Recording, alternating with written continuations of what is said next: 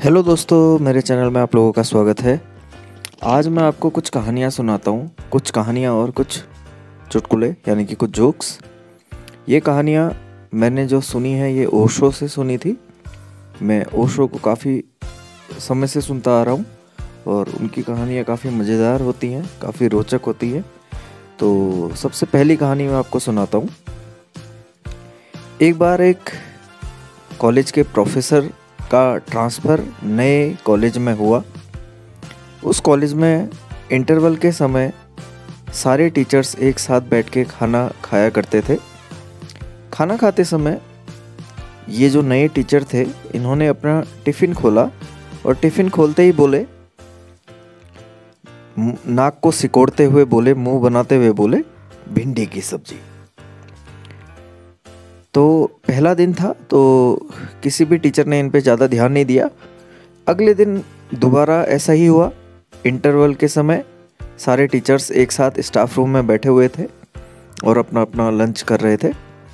इसी समय दोबारा से इन्होंने अपना टिफ़िन खोला और बोला, आज फिर भिंडी की सब्जी। फिर अगला दिन भी कुछ ऐसा ही हुआ। अब लोग इन पर ध्यान देने लगे, जो बाकी टीचर्स थे वो इन पर ध्यान देने लगे।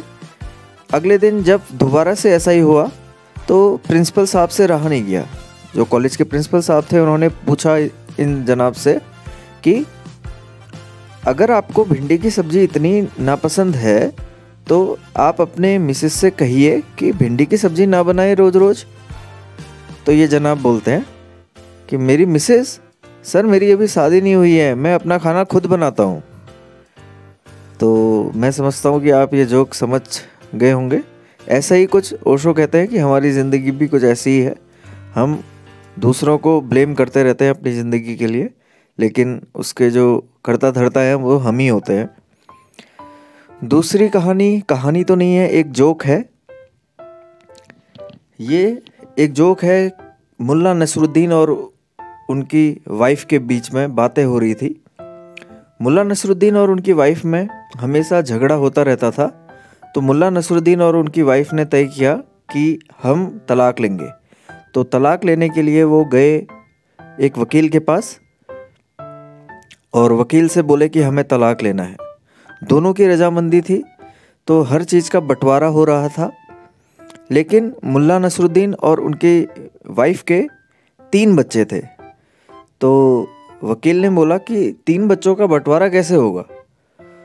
तो इतना सुनते ही मुल्ला नसरुद्दीन की वाइफ बोलती है, चलो जी अगले साल आएंगे।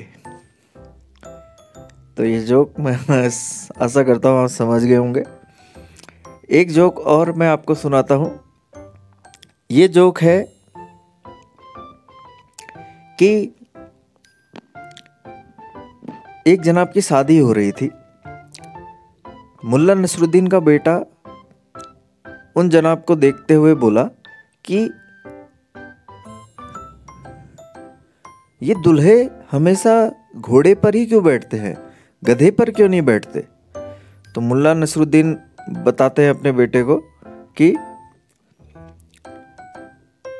जिनकी शादी हो रही होती है वो दूल्हा हमेशा घोड़े पर ही बैठता है, क्योंकि ताकि पता चल सके कि घोड़ा कौन है और गधा कौन है। क्योंकि अगर दूल्हा गधे पर ही बैठेगा तो दोनों गधे नजर आएंगे। तो ये 3 कहानियाँ और चुटकुले मैंने आपको सुनाए। बाकी ये मैं आपको जर्नी के बारे में थोड़ा बताता हूँ। ये जर्नी हमारी जीएसी रोड पिथौरागढ़ से एचोली तक की थी। आप देख सकते हैं कैसे आज भी बादल लगे हुए थे और हमारे सामने एक ऑल्टो कार जाती हुई। और अब हम दीनदयाल उपाध्याय पार्क के पास पहुंच चुके हैं। जैसा कि आपने मेरे प्रीवियस वीडियोस में देखा होगा, मैंने इस पार्क का जिक्र किया था। और हमारे बाईं तरफ रामलीला मैदान, जो रोड से पूरा तो नहीं दिखाई देता है, सीढ़ियाँ दिखाई देती है वहाँ की। और हम आगे को अपना रास्ता तय करते हुए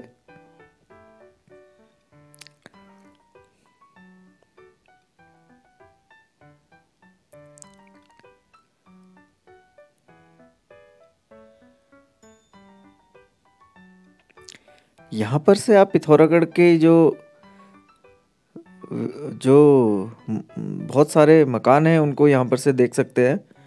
पिथौरागढ़ की जो खूबसूरती है, वैसे पिथौरागढ़ की खूबसूरती पिथौरागढ़ की हरियाली में है। और आजकल तो मकान इतने ज़्यादा बनने लग गए हैं कि सारा इलाका भरा हुआ नज़र आता है मकानों से। अन्य पहाड़ी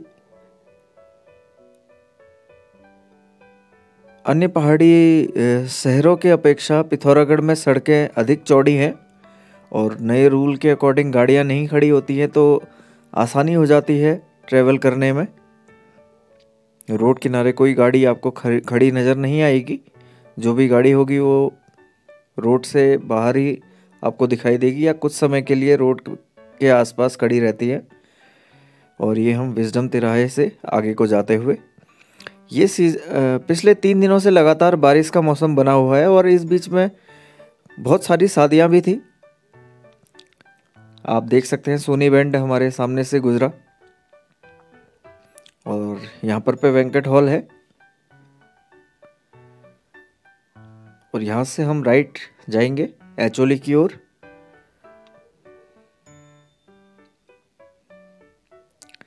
और मुझे एचोली तक ही जाना था, तो आप आगे के सफ़र का आनंद लीजिए। वीडियो को पूरा देखिएगा। बहुत बहुत धन्यवाद आपका। अगर आपको वीडियो पसंद आया तो प्लीज़ चैनल को सब्सक्राइब कीजिए और लाइक कीजिए। और आप सजेशंस अपने दे सकते हैं कमेंट बॉक्स में। प्लीज़ कमेंट कीजिएगा। बहुत बहुत धन्यवाद आपका।